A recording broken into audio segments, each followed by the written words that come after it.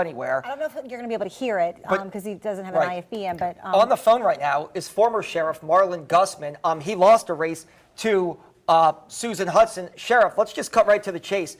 You saw the press conference. The sheriff said the locks did not work when she took over this jail. Is that accurate or inaccurate? Did the locks work when you left in summer of 2022?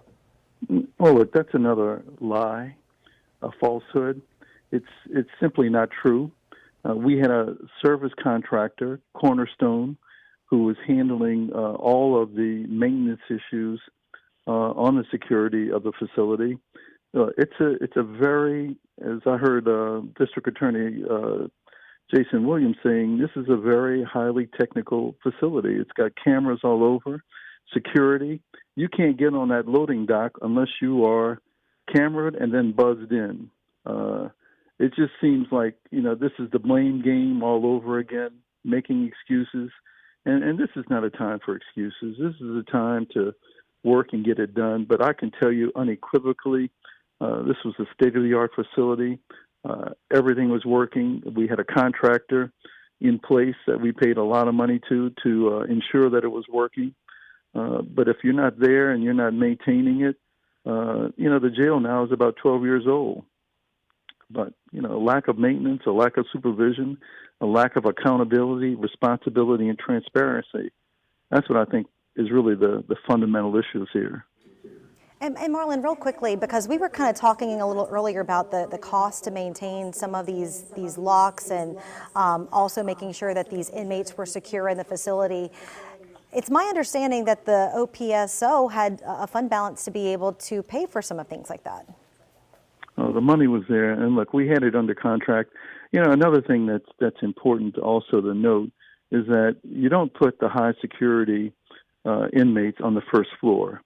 The first floor is really the passageway to go to court. It's really more for receiving. It's not where the high-risk, the violent inmates are.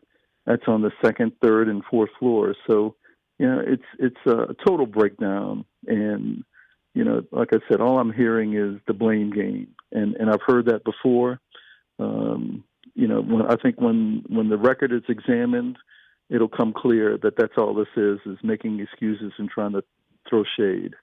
And Marlin, real quickly, who was supposed to be on those cameras? What kind of technician is monitoring those cameras in that facility during those overnight hours or even during the day?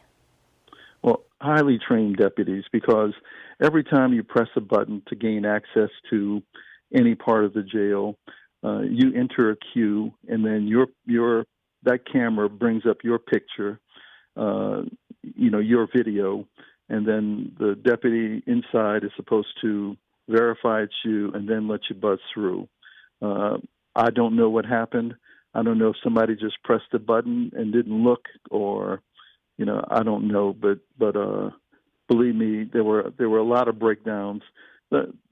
Look, you can't even. There was a rebar behind that hole that I saw that's being distributed in the media.